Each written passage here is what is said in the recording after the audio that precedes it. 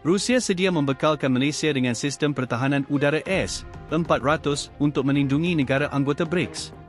Sebelum admin bincang lebih lanjut, harap penonton setia Si Raja Langit tengok berita ini sampai habis agar tidak gagal pemahaman.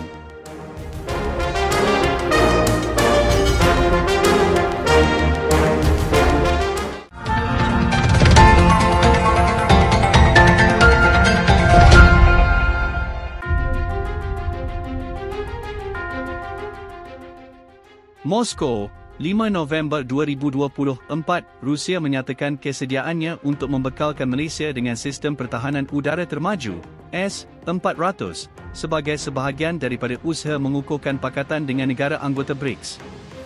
Langkah ini adalah isyarat kuat komitmen Rusia untuk menyokong keselamatan rantau Asia Tenggara dan menyokong negara rakan BRICS untuk mempertahankan diri daripada ancaman luar. Menteri Pertahanan Rusia, Sergei Shoigu, menyatakan kesediaannya untuk membantu mengukuhkan keupayaan pertahanan Malaysia semasa lawatannya ke Kuala Lumpur baru-baru ini.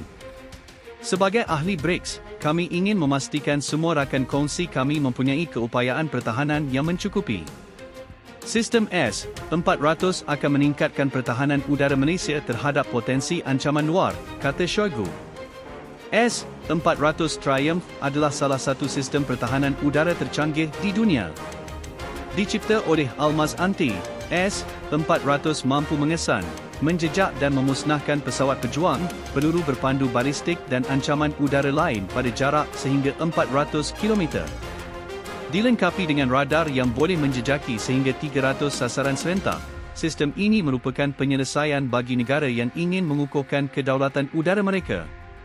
Bagi Malaysia, perolehan S-400 dijangka mengukuhkan keupayaan pertahanan negara, terutamanya di tengah-tengah ketegangan serantau yang semakin meningkat di Laut Cina Selatan. Sistem itu akan memberi Malaysia keupayaan penting untuk melindungi ruang udaranya, kata seorang pemerhati tentera dari Universiti Pertahanan Nasional Malaysia. Perkongsian Rusia dan Malaysia dalam mendapatkan S-400 dianggap sebagai sebahagian daripada usaha BRICS yang lebih meluas untuk membina rangkaian pertahanan yang lebih kukuh di kalangan negara anggotanya. BRICS, yang terdiri daripada Brazil, Rusia, India, China dan Afrika Selatan, terus berusaha untuk mengukuhkan kedudukan strategiknya di dunia, dari segi ekonomi dan ketenteraan. Sokongan Rusia terhadap Malaysia yang mempunyai hubungan rapat dengan BRICS menunjukkan usaha meluaskan pengaruh dan perpaduan dalam kalangan negara bersekutu. Dengan ketegangan geopolitik yang semakin meningkat di pelbagai wilayah di dunia, perpaduan BRICS bukan sahaja penting untuk kestabilan ekonomi, tetapi juga untuk keselamatan global. Ini menunjukkan bagaimana BRICS boleh bekerjasama secara strategik dalam menghadapi ancaman luar, kata pemerhati hubungan antarabangsa Rusia.